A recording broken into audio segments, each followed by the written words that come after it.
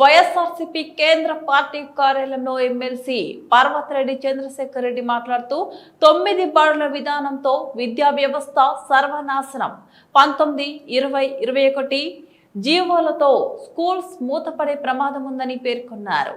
కూటమి ప్రభుత్వంలో విద్యా రంగం నిర్వీర్యం చేశారన్నారు. ప్రశ్నార్థకంగా ప్రభుత్వ పాఠశాలల మనుగడ మరియు భారీగా పెరిగిన సింగిల్ టీచర్ స్కూల్స్ ప్రభుత్వ నిర్ణయాలపై టీచర్లలో ఆగ్రహ జ్వాల రేగిందని పేర్కొన్నారు. ఈ కూటమి ప్రభుత్వం కొత్త జీవోలతో డిఎస్సి పోస్టుల్లోనూ కోత విధించారు. క్లస్టర్ లెవెల్ అకాడమిక్ విధానంతో టీచర్లకు తిప్పలు పడటం తప్పలేదని తెలియజేశారు.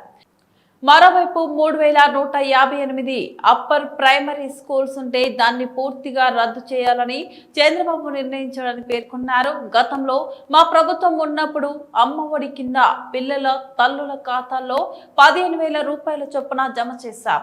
ఫీజు రియంబర్స్మెంట్ పక్కాగా అమలు చేశాం. నాడు నేడు ద్వారా స్కూల్స్ రూపురేఖలు పూర్తిగా మార్చి కార్పొరేట్ కు ధీటుగా తీర్చిదిద్దామని పేర్కొన్నారు. ట్యాబ్లు ఇవ్వడం లేదు. స్కూళ్లలో టాయిలెట్ల నిర్వహణ గాలి కొదిలేశారు. తల్లికి వందనం, ఫీజు రియంబర్స్మెంట్ ఇవ్వడం లేదు. వీటన్నింటి ద్వారా కూటమి ప్రభుత్వం వచ్చి ఏడాది గడవకుండానే విద్యా వ్యవస్థను సర్వనాశనం చేశారని ఎమ్మెల్సీ పర్వతరెడ్డి చంద్రశేఖర్ రెడ్డి తెలియజేశారు. రోజు ప్రతి టీచర్ కూడా వేదన పడే పరిస్థితి కనపడుతుంది. నేను ఇంత పెద్ద మాటలు చెప్పినాను, ఎక్కడ విధ్వంసం అన్నాను, అదేవిధంగా చంద్రగ్రహణం అన్నాను, రాహుకాలం అన్నాను. ఇంత పెద్ద మాటలు నేను మాట్లాడుతూ ఉన్నానంటే ప్రతి మాటకి కూడా ఒక అర్థం ఉంది. ఆ అర్థాన్ని అందరికీ కూడా ప్రజలందరికీ కూడా వివరించే ప్రయత్నమే నేను ఈరోజు వివరంగా కూడా ఈ జీవో నెంబర్ 19/2021లో ఏ విధంగా గవర్నమెంట్ ఎడ్యుకేషన్ సిస్టమ్ కొలాప్స్ కాబోతా ఉందో నేను ఈరోజు చెప్పే ప్రయత్నం కూడా చేయబోతా ఉన్నాను. అసలు జీవో నెంబర్ 117ని జగన్మోహన్ రెడ్డి గారు తీసుకుని వచ్చినారు. ఆ జీవో నెంబర్ 117లో ఏముంది, ఏ సమస్య ఉంది, దాని గురించి ఒక 2 మాటలు మీ దృష్టికి తీసుకొని వస్తాను. ఏదైతే అంగన్వాడీ పాఠశాలలు ఉన్నాయో వాటన్నింటినీ కూడా ఎల్కేజీ యూకేజీలతో శాటిలైట్ స్కూల్స్గా వాటన్నింటినీ కూడా డెవలప్ చేయాలా అనుకున్నారు జీవో నెంబర్ 117లో మొట్టమొదటి మార్పు. అలానే ప్రైమరీ స్కూల్స్లో ఉండేటువంటి పిల్లలకి 3వ తరగతి నుంచే సబ్జెక్ట్ టీచర్తో చెప్పించాలి.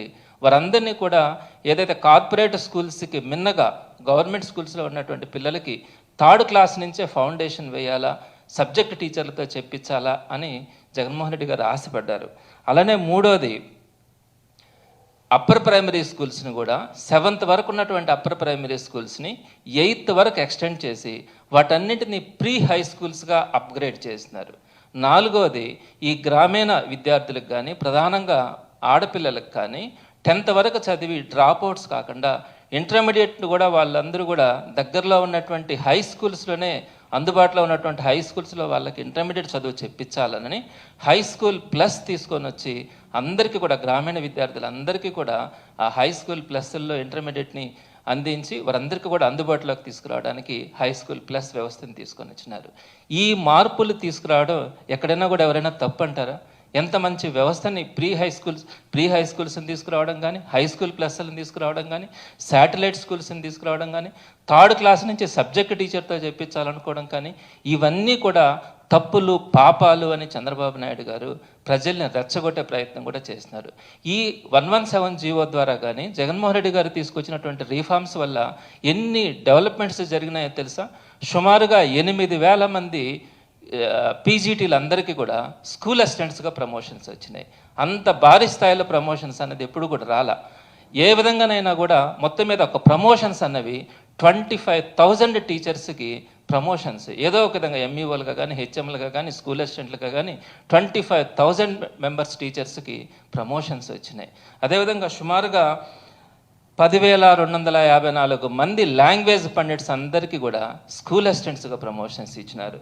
2,659 మంది పీఈటీలకి స్కూల్ అసిస్టెంట్స్గా ప్రమోషన్స్ ఇచ్చినారు. అలానే 673 MEO2 పోస్టులని క్రియేట్ చేసి వారందరికీ కూడా అవకాశాలు ఇచ్చినారు. ఇంత రీఫార్మ్స్, ఇంత ప్రమోషన్స్ కానీ ఇవన్నీ కూడా జన్మలో ఎవరు కూడా జరగలే. మరి జగన్మోహన్ రెడ్డి గారు జీవో నెంబర్ 117తో పాటు ఈ ఎడ్యుకేషన్ రీఫార్మ్స్ తీసుకొని వచ్చి ఒక అద్భుతాన్ని సృష్టిస్తే ఈరోజు జీవో నెంబర్ 19/2021తో రాబోయే రోజుల్లో గవర్నమెంట్ స్కూల్ ఉంటుంది అన్న అనుమానం కూడా కలిగే పరిస్థితి ఈరోజు మనకు కనపడతా ఉంది. ఎందుకు ఇంత భయాన్ని కలుగుతూ ఉంది, ఈరోజు టీచర్స్ అందరూ కూడా ఎందుకు ఇంత ఆందోళన చెందుతూ ఉన్నారు అనే దాని గురించి మీకు ఒక 4 పాయింట్స్ని నేను వివరించడం కూడా జరుగుతూ ఉంది. అసలు జియో నెంబర్ 117 ద్వారా మనము అంతకుముందు 4 టైప్స్ ఆఫ్ స్కూల్స్ ఉంటే అంగన్వాడీలతో కలిపి జగన్మోహన్ రెడ్డి గారు వచ్చిన తర్వాత 6 టైప్స్ ఆఫ్ స్కూల్స్ని తీసుకొచ్చినారు. అందులో ప్రధానంగా మనము ఒకటి ఫౌండేషన్ స్కూల్ అని ఒకటి, హై స్కూల్ ప్లస్ అని ఒకటి, ఈ రెండింటిని యాడ్ చేసి 6 రకాల స్కూల్స్ని తీసుకొని వచ్చినాం. ఈయన ఏం చెప్పినారు, ఈ 117 జీవోని రద్దు చేసి ఈ 2 స్కూల్స్ని కూడా రద్దు చేసి మరలా నేను పాత రోజుల్లో ఉన్నట్టుగానే 4 టైప్స్ స్కూల్స్ని తీసుకొని వస్తానని చెప్పి ఈ కొత్త జీవో ద్వారా 9 రకాల స్కూల్స్ని తీసుకొచ్చారు. అస్తవ్యస్తమైనటువంటి వ్యవస్థ, మోస్ట్ కన్ఫ్యూజన్ వ్యవస్థ. ఎక్కడ కూడా వీళ్ళకి ఒక శాస్త్రీయత అన్నది ఎక్కడ కూడా కనిపించట్లా. వాళ్ళకి ఇష్టం వచ్చినట్టు ఇష్టం వచ్చిన రీతిలో చేసినారు. సుమారుగా 111 వెబెక్స్ మీటింగ్లు పెట్టినారు. ప్రతి శుక్రవారం కూడా టీచర్ యూనియన్స్ని తీసుకొని వచ్చి వారితో సమావేశాలు పెట్టినారు. మరి ఏంటి దౌర్భాగ్యం ఏంటి?